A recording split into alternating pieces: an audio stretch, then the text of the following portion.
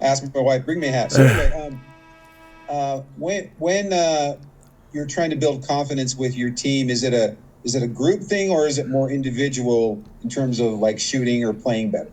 I think it's both. Yeah, I think it's both. We do a lot of one-on-one. I do a lot of one-on-ones with some of the guys. Each one of my coaches has a stable of players that they're kind of looking after, so they do a lot of one-on-ones. And then, um, you know, obviously team film stuff where we're kind of looking at it all together. And then on the court, yeah, kind of same thing. We'll do a lot of one-on-one stuff. We'll do a lot of team stuff. So I say it's a combination of the two. And then we hear coaches and players talk about sense of urgency. How do you balance that with not putting too much pressure or having them play tight and having them play loose enough to be good? Yeah, I mean, I don't think we've. I think we have had a great sense of urgency. That I don't think that's been a something where we've fallen short. I mean, when losses stack up, things naturally get a little bit tighter.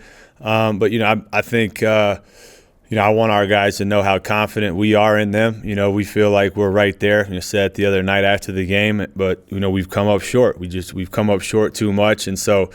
I think the fact that we're in all these games, we've given ourselves a chance to win all these games should give our guys confidence. And then you look at the landscape of the league, you kind of look at scores, you're looking at who's beating who and stuff like that. I mean, there's a lot of parity in what's going on, and we're in the thick of it. So we got to just find a way to string some together and put ourselves in a good position. But I think because of all the things I just said, I think our guys should have confidence in that, and I think that allows them to play, not uptight. All right, we'll go Kevin, Jay, and then Mitch. Yeah, Kevin, I just wanted to follow up on something you said the other night. I think you talked about some of the end of game stuff was a little head scratching for you. We didn't really get a chance to ask you the follow-up question to that. So I guess what did you kind of mean by that? And do you still feel that way after kind of looking it over? Yeah, I do. And look, I'm not one of these guys that blames officiating on winning and losing. It's just not how it happens in every game. Good calls, bad calls. I thought, the foul on Erickson, I didn't think it was a foul, and I thought Dawson got fouled on the last play. Simple as that. Now, I don't think that there was any intent on any of the officiating officials' part. I just thought those were that's the way it went, and that was unfortunate. And then I know you've been asked about Cannon quite a bit, but what are the conversations you're having with him right now, and what are some of the main things you're focusing on as you kind of get prepared for this week? Yeah, I mean, I'm just trying to find ways that I can help him. I think that's my main focus. I think with him, what I'm talking to him about is really two things. Defensive discipline as it relates to game plan, and then just being aggressive offensively. We're trying to. I'm trying to wind him up. I think he's too passive offensively. I'd like for him to look to be more aggressive, and then defensively, got to be able to execute the game plan. He was coming off of, he had a stomach bug for 2 or 3 days leading up to that game, so he was a little, out of energy. We knew that going in. I thought he played really well, though. I thought he made 2 defensive mistakes early on, but I thought he came in and, fixed that. He didn't make shots at the level that he's used to. That would have been obviously nice. But I did think he took a step in the right direction defensively. I think he's actually played with more physicality the last couple games defensively. So that's where my head's at with Cannon.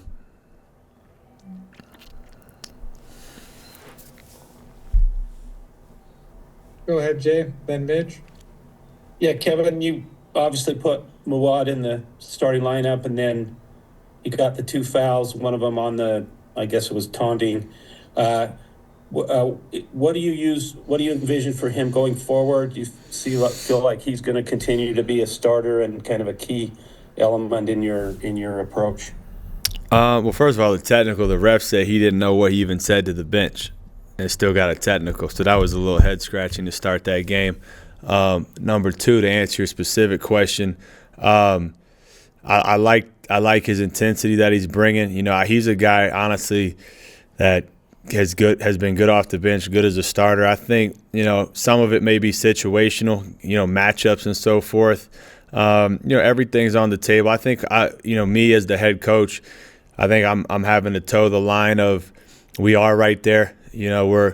we're several made baskets away from having a different, conference record. And so I think it's a lot of responsibility on me to not overreact but not underreact and try to find that balance of what buttons I need to push to just kind of get us over the hump, and my gut feel was a starting lineup change based on that part of this, stretch of the schedule. Is it a schematic thing that we can fix, moving forward? So I'm always trying to evaluate that. So as it relates to Mawut, he's going to have a role. We'll continue to evaluate what that role looks like. Kevin, you noted you'd like to see Cannon get maybe a little bit more winded up and aggressive. Have there been guys in these recent games that you feel like is kind of taking on those characteristics of, being maybe a little bit winded up and aggressive, as you say? Yeah, I think Richie. Richie's definitely that guy for us. Dawson, when he comes in, he's a guy that's wired that way as well. But Cannon, he's different. He's 6'9", he's athletic, he can get shots that other guys can't. And so, that was our hope when we signed him, and it continues to be our hope. I mean, just being different than anything else that we have, and trying to give him the confidence to go after it, offensively. Again, it's on me to put him in those positions, and I'm very mindful of that. But I think as a young player, sometimes you got to learn the balance of doing what the coach asks, but also being aggressive and being yourself. And I think he's trying to figure that out at the moment. And I wanted to ask you too, after breaking down the Utah film, what were the issues you saw maybe with the post defense, and do you feel like they're fixable moving forward? Just spent 3 hours in a coaches meeting talking about just that. I mean, some of it is. Well, let's start here. Just one-on-one defense, pride, and I don't pull that card often. I just thought Asar kicked our butt. It's one-on-one. Like, if me and you were at the playground, I'm just going to not let you score type of mentality, which we didn't have, which was disappointing because we worked on that quite a bit going into that game. So that was disappointing. I think certain guys have to have a little bit more pride one-on-one, plain and simple. Now, I do think there's things schematically and technique-wise that we can improve upon and change, which we'll work on some of that stuff today. And then discipline. You got to be second off the floor. You got to be the second jumper. There were too many times that Asar and Lovering got us off of our feet, which led to fouls, which slowed the game down. And so it's a double-edged sword there. All right, guys, any more questions for Coach? I got one more if there's no other. Curious, Kevin, with the Tuesday road game, you guys are in Provo still. What's kind of the travel schedule, and also how you guys are going to handle a late 9 p.m. tip-off time? We're getting ready to practice, and then we'll head over there. And then 9 p.m. tips. It just means you got a little extra afternoon nap. So I've had some late tips. That's about as late as I can remember.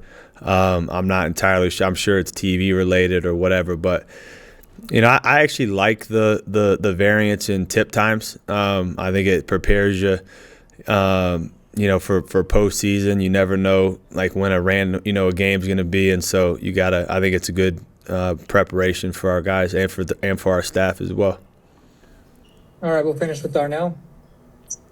Just give us your initial impressions of Colorado, a team that hasn't won in the league, but had a lot of success last year, and looks like they've got some good talent.